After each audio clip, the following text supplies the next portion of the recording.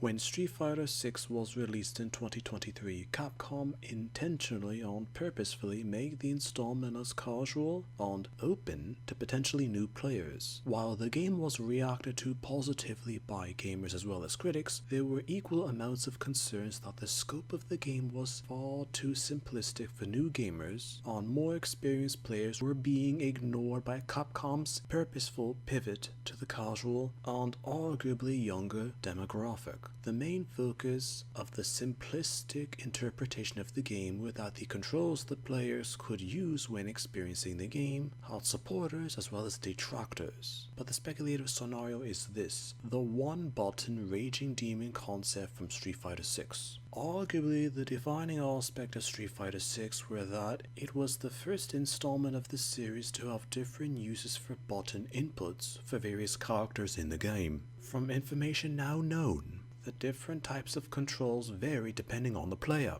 from skill level even to what they wanted to get out of their experience with Street Fighter 6. Those who used or preferred classic controls were at the time potentially older gamers, or those whom were more skilled with complicated button inputs at a quick pace in a match with another player. Those who preferred or used modern controls were at the time potentially younger players, or those who preferred a more simplistic or less stressful approach in a match with another person. For a time, it even became a debate as to if using modern controllers made a player Street Fighter 6 somewhat less skilled, and even a bias emerged that those who used modern controls were too simplistic or didn't bother to necessarily experience the franchise in its original form. While Capcom made the game as grounded as possible for new players to understand, the classic or modern controls to use for different characters when selecting to play an opponent would be debated under specific circumstances, of which would be debated with specific characters. Akuma was one of the characters introduced in Season 2 of Street Fighter 6 in 2024. Historically, Akuma's moveset and techniques used in-game against other players held the player who was using Akuma to be highly skilled, due to Akuma being one of the most complicated characters according to lore or impressions from other players in the franchise's history. All characters had the classic or modern interpretations of skill and moveset through the classic or modern modes of play. As a result, when Akuma was announced for the game, players were discussing how Akuma's advanced skill set would be implemented for a casual game as what Capcom had intentionally marketed to international players. Akuma's Shungoku Tatsu was arguably the most iconic attack depicted from all of Street Fighter lore. The premise of the attack with players being able to input specific commands and to execute it correctly for it to successfully connect to an opposing player meant an extraordinary amount of damage, or to even get an instant knockout depending on the health bar that the opponent had in the match. Concerns or even fears that the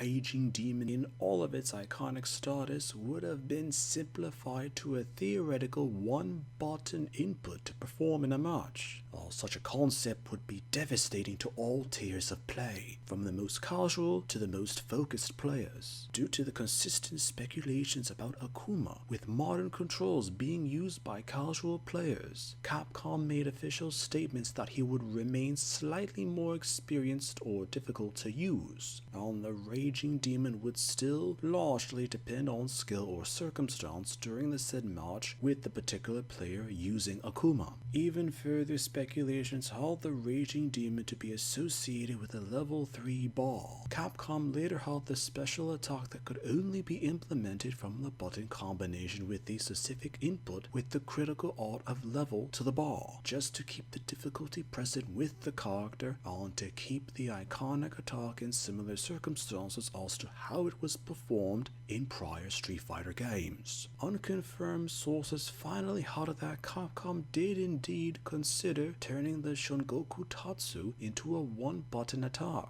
due to having it similar to the other character standard attacks, special attacks, or critical arts. But due to public resentment over making such an iconic attack quote-unquote easy to perform, might have lessened the appeal of it, or even had broken the game due to the sheer overuse of such a technique.